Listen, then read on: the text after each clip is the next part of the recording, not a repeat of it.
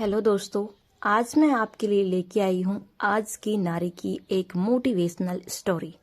कृपया वीडियो को अंत तक देखें, कहानी का सार समझें और अच्छी चीज़ों को अपनी ज़िंदगी में उतारने की कोशिश करें।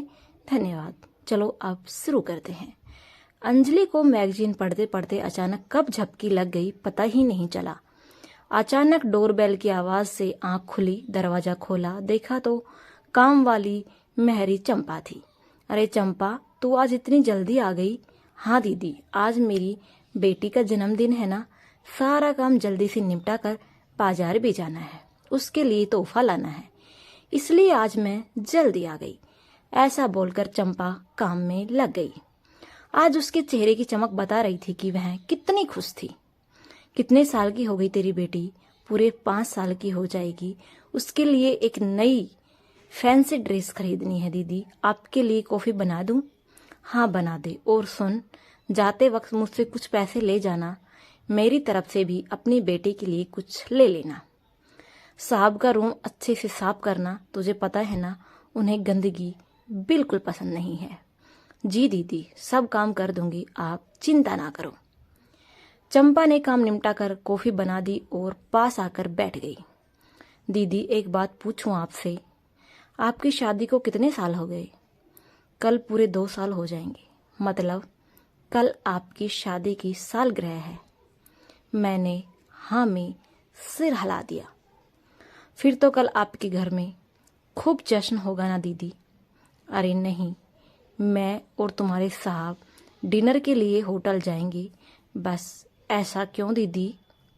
आपका तो इतना बड़ा घर है, साहब की इतनी अच्छी कमाई है, आपका मायका भी कितना अमीर है, फिर भी जश्न नहीं कर रहे हो?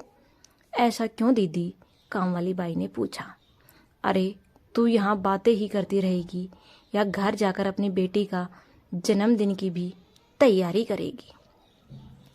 इसलिए अरे हाँ, मैं भी ना कितनी पागल हूँ, बातों में लग जाती हूँ। इतना कहकर चंपा चली गई और तभी मोबाइल की घंटी बजी। माँ का फ़ोन था।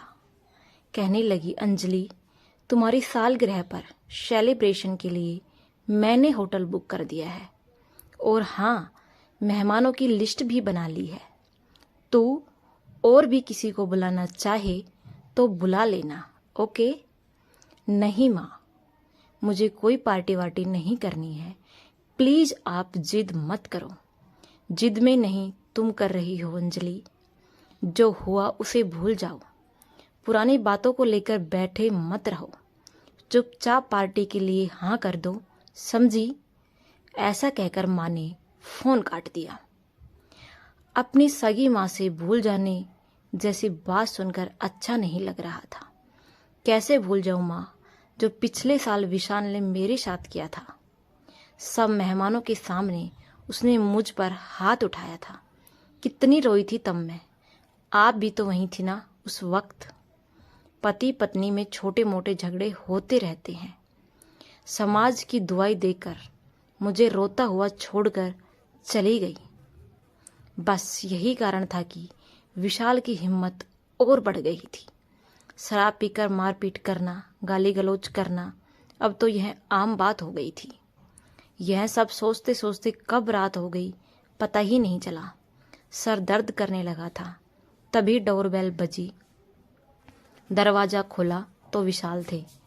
उनके लिए खाना लगाने लगी तो विशाल बोले, मैं खाना खाकर आया हूँ। सुनो, कल पार्टी है, कोई नाटक मत करना पिछली बार की तरह, और किसी अच्छे पार्लर से तैयार होकर आना। तुम मैसेज अंजलि विशाल वर्मा हो, एक मल्टीनेशनल कंपनी के मालिक की पत्नी और एक समाज सेविका शारदा की बेटी हो। यह बात हमेशा याद रखना, समझी? ऐसा बोलकर विशाल बेडरूम में चले गए। अगले दिन ब्रेकफास्ट करके विशाल ऑफिस चले गए। तभी मेहरी चंपा आई। अरे चंपा, तुमको यह चोट कैसे लगी? कहीं गिर गई थी क्या तुम? उसकी आंखों में आंसू आ गए। दीदी क्या बताऊं, कल रात मेरे मर्द ने शराब पीकर मुझ पर हाथ उठाया, बहुत मारा और सारे पैसे भी छीन लिए। क्या तुम्हारे पति ने भी हाथ उठाया? मतलब दीदी, कुछ नहीं। फिर तुमने क्या किया? करना क्या था दीदी? अपना हिसाब साफ है। इज्जत के बदले इज्जत, प्यार के बदले प्यार और मार के बदले मार। क्या तुमने अपने पति पर हाथ उठाया? ऐसा कैसे कर सकती हो तुम चंपा? अरे क्यों नहीं कर सकती? जब उसे मेरी इज्जत की परवाह नहीं तो फिर मैं क्यों करूं? मैंने उसे पूरी बस्ती के सामने मारा और भगा दिया और बोल दिया, आइंदा अगर शराब पीकर मुझ पर हाथ उठाया तो बहुत मारूंगी। मुझे चंपा आज किसी योद्धा से कम नहीं लग रही थी। चंपा अपना काम निपटा कर चली गई। तभी विशाल का फोन आया, मैं ऑफिस से सीधे होटल आऊंगा, तुम मेरे कपड़े लेकर आ जाना, ओके? मैंने पार्लर जाते वक्त विशाल के कपड़े अपने साथ रख लिए और शाम को मैं होटल पहुंच गई। पार्टी शुरू होने वाली थी। माँ भी वहीं पर आ गई थी। सभी मेहमान भी आ चुके थे। तभी विशाल भी वहां आ गए। मैंने उनको कपड़े दिए और चेंजिंग रूम में चले गए और देखते देखते पार्टी शुरू हो गई। मेकअप से लिपे पुते चेहरे जाम से जाम टकरा रहे थे। इतने में विशाल मुझे घूरते हुए बोले, बेवकूफ औरत, तुम मेरे लिए पार्टी में पहनने के लिए कपड़े लाई हो? मैंने कहा, हाँ, जो तुम्हें सही लगे मैं ले आई। तुम मुझसे जुबान लड़ाएगी?